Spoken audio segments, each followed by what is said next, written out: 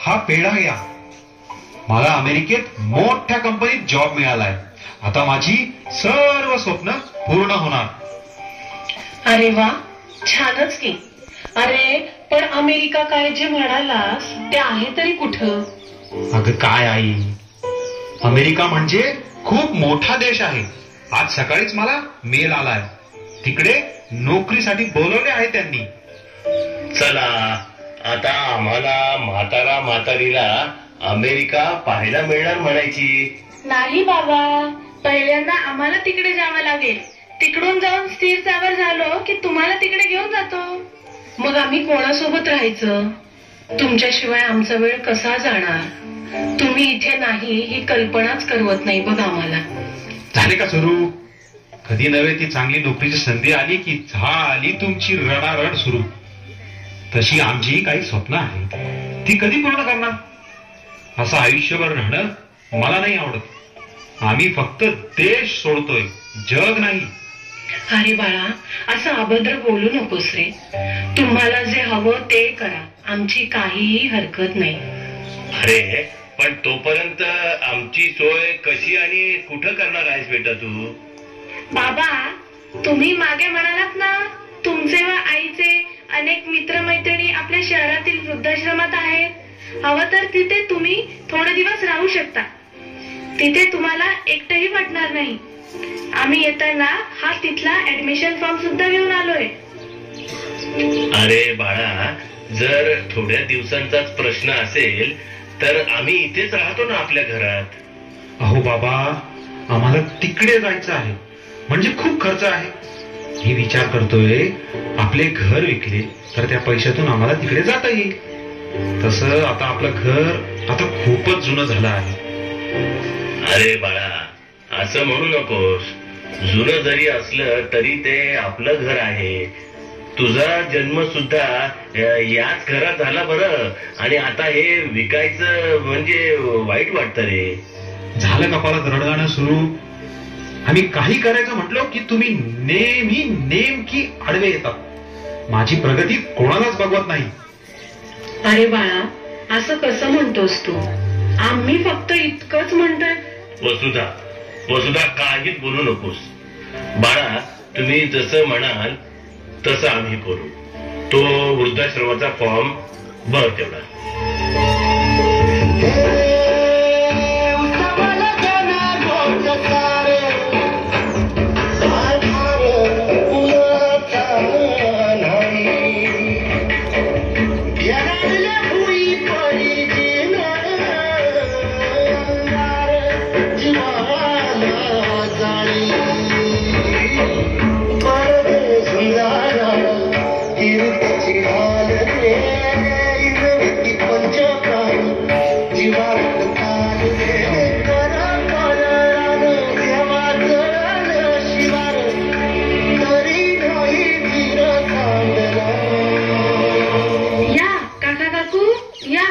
माझे नाव आनंदी.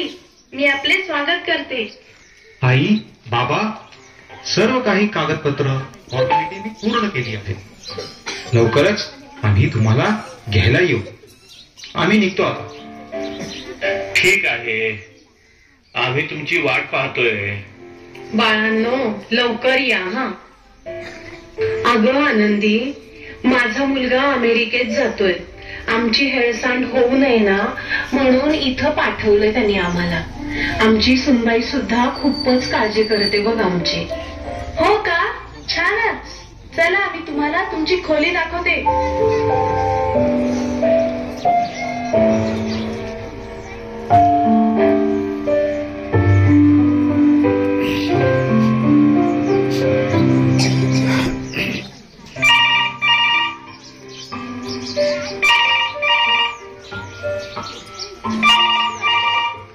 हॅलो. अरे बाळा, मी बोलतीये. कसा आहेस? तुझी आठवण येते रे. आई, मी खूप कामात आहे, नंतर फोन करतो. काय म्हणाल आपलं बाळ? अहो, तो मीटिंग मध्ये आहे, फोन करतो म्हणाला.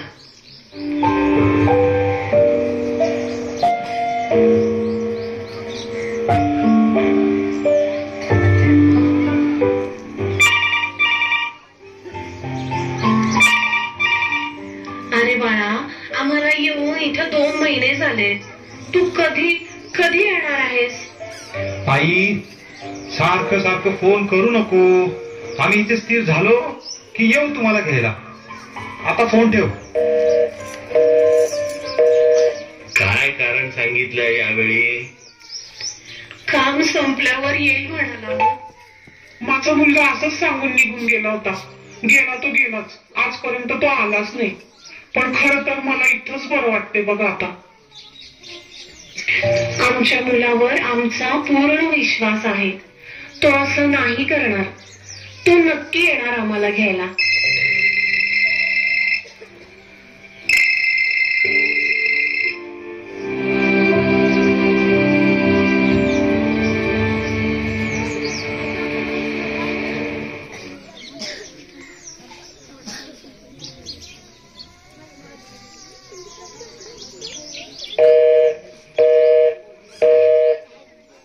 काका, काकू, तुमच्या मुलाचा अपघात झालाय. काका, तुम्ही तर म्हणालात तुमचा मुलगा अमेरिकेत आहे, पण तो आपल्याच शहरातील हॉस्पिटलमध्ये ऍडमिट आहे. असं कसं होईल? जर तो अमेरिकेला गेलाच नाही तर मग इथे असूनही त्याने आम्हाला इथे का ठेवलं आहे? अहो, हे बोलायची ही वेळ नाहीये. चला पटकन हॉस्पिटलमध्ये.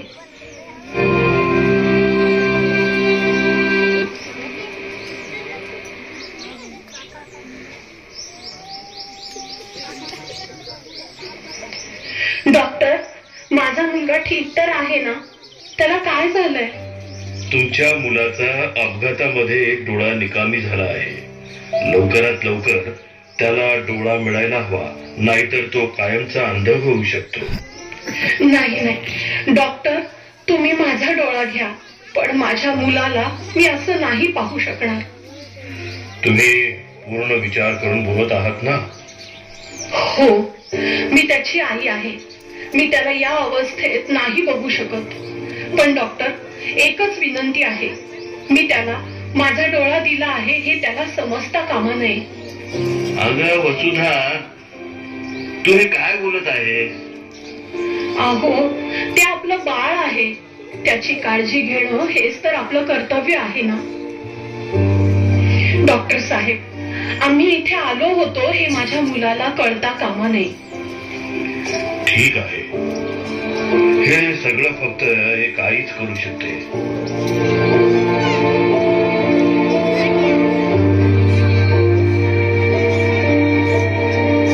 अहो, जरा फोन लावून बघता का? मला त्याची खूप आठवण येत आहे. तो ठीक तर असेल ना?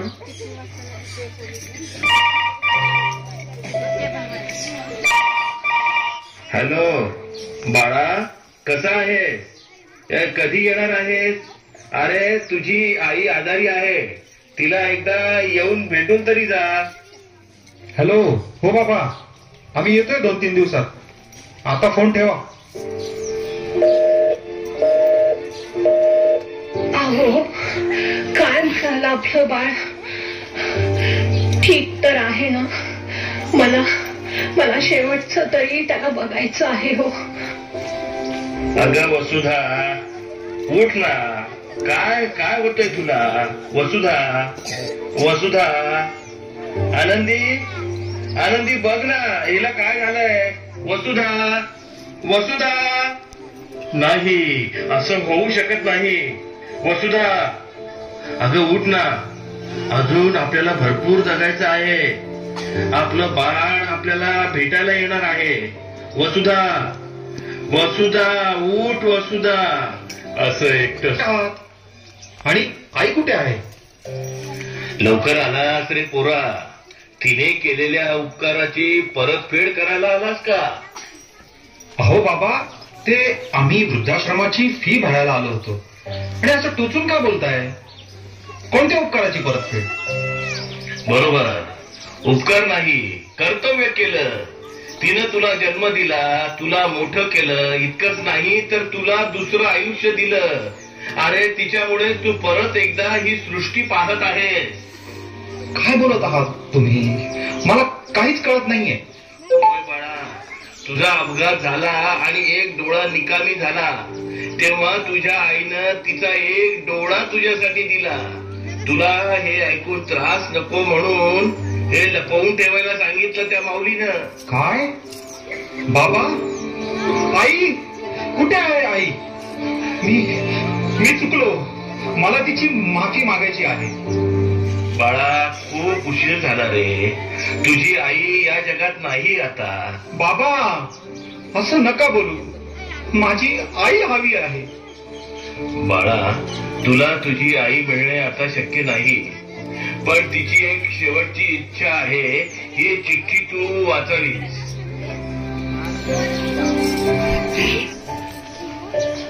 माझ्या बाळा, कसा आहेस? ठीक आहेस ना? मला माफ कर, मी विसरले की तुला बाळा म्हटलेलं आवडत नाही. पण मी तरी काय करू, मला सवय आहे तुला बाळा म्हणायची. आपलं मूल किती का मोठं होईना, ते आपल्या आई वडिलांसाठी नेहमी लहानच असतं नाही का? तुझी खूप आठवण येत होती. कधी कधी असा विचार करते की तू मोठा झाला नसतास ना तर किती बरं झालं असतं. पण परत वाटतं की मी किती स्वार्थी आहे तुझ्या प्रेमापोटी असं वेड्यासारखा विचार करणारी. आयुष्य किती लहान असतं रे, काल कसा निघून जातो ते समजतच नाही. तुझं लहानपण सांभाळण्यात आम्ही स्वतःच सर्व काही विसरून गेलो. तुला वाढवलं, शिकवलं, मोठं केलं. तू आता खरंच मोठा झालास, समजूतदार बनलास आणि शिकण्यासाठी बाहेर निघून गेलास. अरे आता कुठं आपण एकत्र राहायला लागलो होतो. इतक्यात अमेरिकेत नोकरीसाठी जायचं खोटं कारण सांगून तुम्ही आम्हाला वृद्धाश्रमात सोडून निघून गेलात. असं तुम्ही करण्याचं काय कारण असेल हे विचारायला मी कदाचित नसेलही, पण या प्रश्नाचं उत्तर मला शेवटपर्यंत मिळालं नाही. बाळा, आम्ही इथे एकाच आशेवर राहिलो की तू नक्की परत येशील.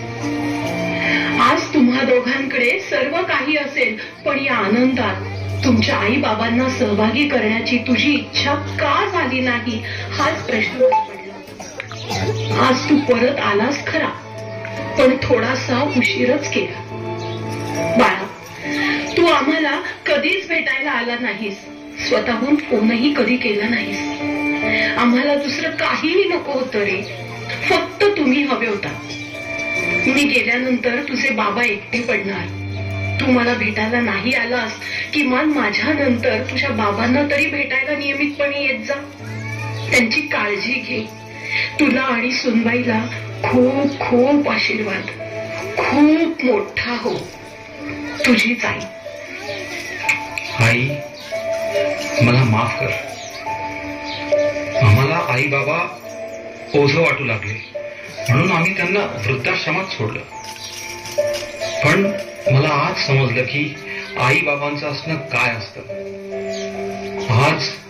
आज मी खऱ्या अर्थाने भिकारी झालो, कारण स्वामी तिन्ही जगाचा आई विना भिकारी.